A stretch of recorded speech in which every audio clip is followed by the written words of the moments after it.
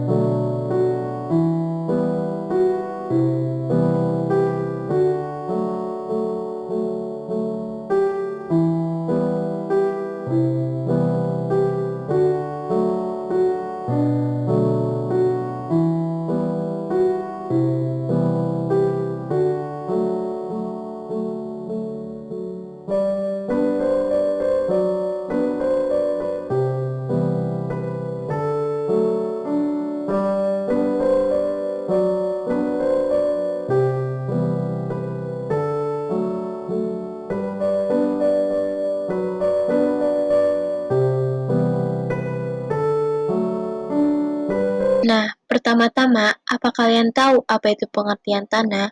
Baik, di sini saya akan menjelaskan apa sih itu pengertian tanah. Tanah atau disebut pedosfer adalah lapisan paling atas litosfer yang terbentuk dari campuran hasil pelapukan, bahan organik, bahan anorganik, air, dan udara. Tanah merupakan lapisan permukaan bumi yang secara fisik berfungsi sebagai tempat tumbuh dan berkembangnya perakaran, penopang tegak tumbuhnya tanaman, serta menyuplai kebutuhan air dan udara. Baik, di sini apa kalian tahu faktor apa saja dalam pembentukan tanah? Yang pertama yaitu faktor iklim yang mempengaruhi pembentukan tanah adalah curah hujan dan suhu udara. Yang kedua yaitu faktor organisme atau jasad hidup yang berpengaruh terhadap proses pembentukan tanah adalah tumbuhan. Yang ketiga yaitu bahan induk tanah adalah bahan pemula tanah yang tersusun dari bahan organik atau mineral.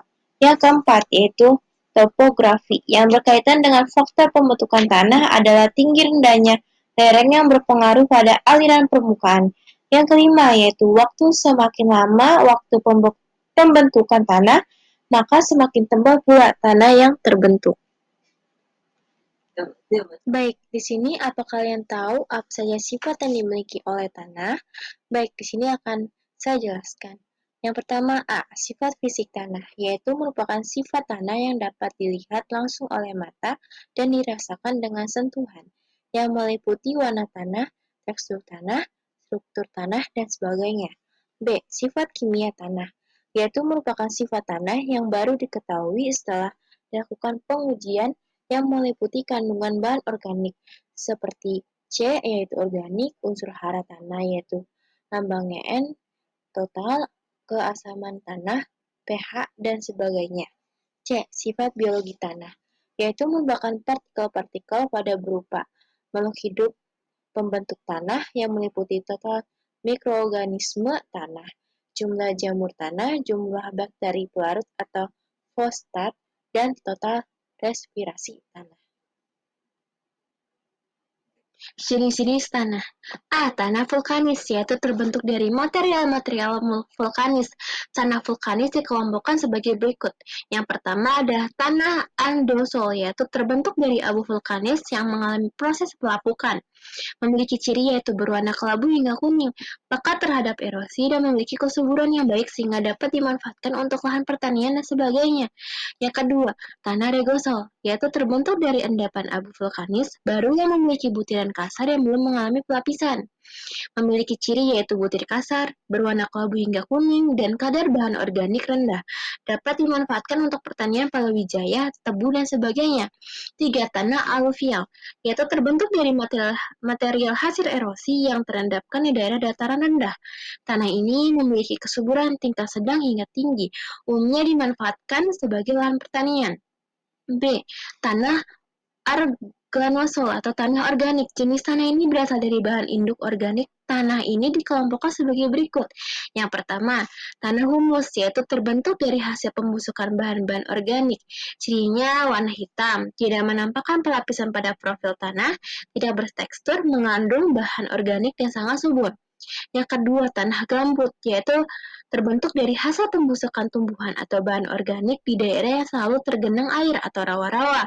Cirinya berwarna coklat hingga hitam, bersifat asam, dan unsur hara rendah sehingga tidak subur.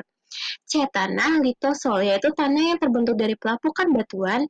Cirinya kedalaman tanah dangkal atau sekira 30 cm. Tekstur beraneka ragam, umumnya pasir, tidak bertekstur, terdapat kandungan batu dan kerikil dan memiliki kesuburan bervariasi. B. Tanah potsol, yaitu tanah terbentuk di daerah yang memiliki suhu rendah dan curah hujan tinggi. Tanah potsol memiliki ciri yang berwarna pucat, terkandung pasir kuarsi tinggi, sangat masam, peka terhadap erosi dan kurang subur. E. Tanah laterit, yaitu tanah yang tercuci air hujan sehingga untuk hara telah hilang, meresap dan mengalir ke dalam tanah, bercirikan berwarna coklat kemerah-merahan yang tidak bertekstur. F.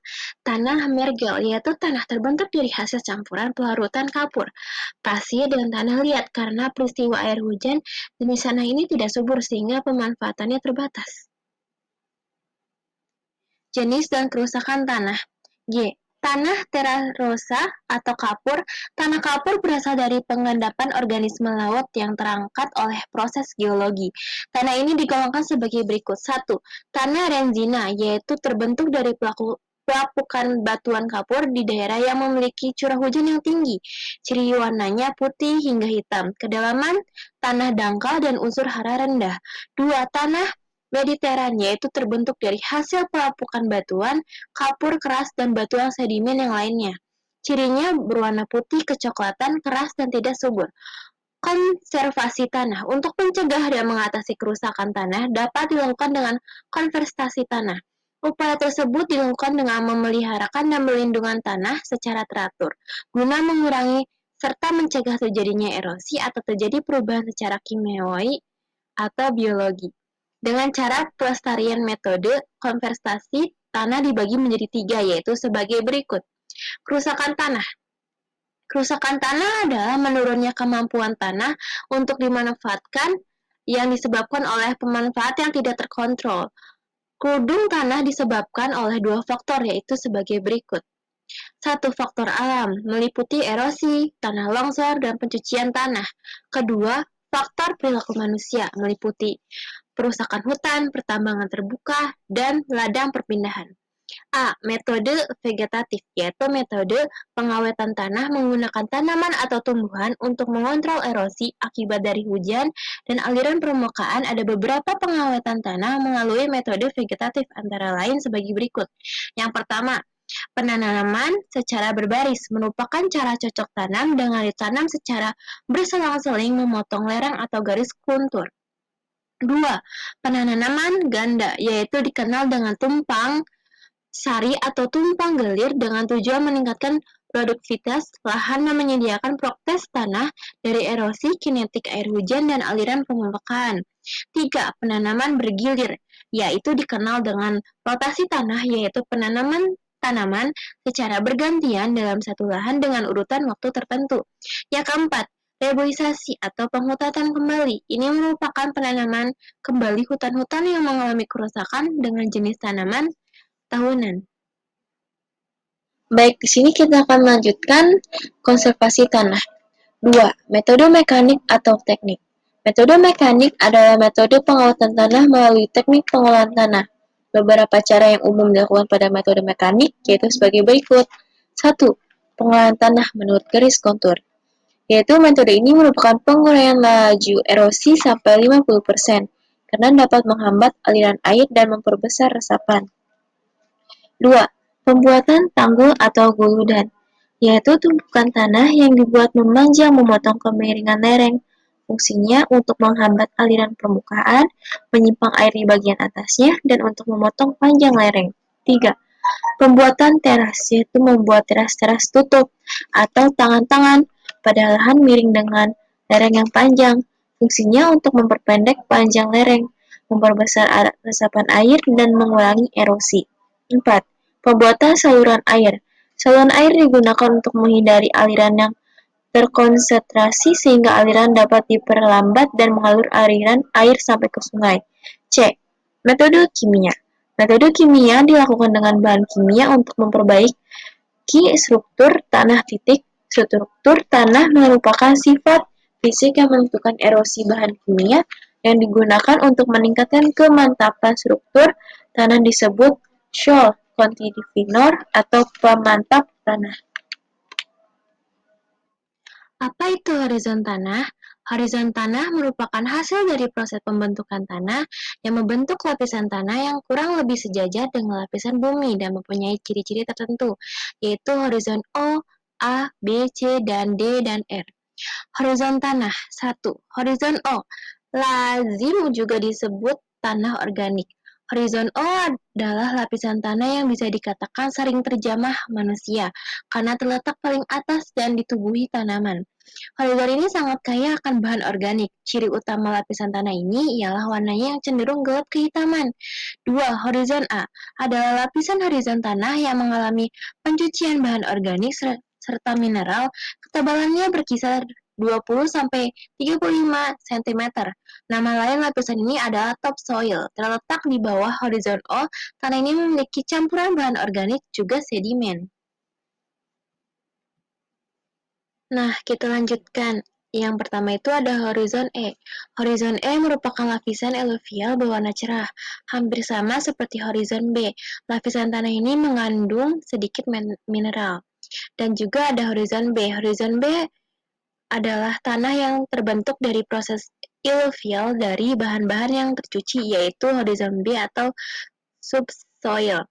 Horizon C. Horizon C merupakan lapisan yang horizon tanah dengan tingkat kesuburannya yang rendah. Lapisan ini berupa bahan induk yang telah melapuk. Nama lainnya adalah zona regolith. Horizon ini hanya memiliki sedikit bahan organik dan mineral akibat penghancuran serta pelapukan.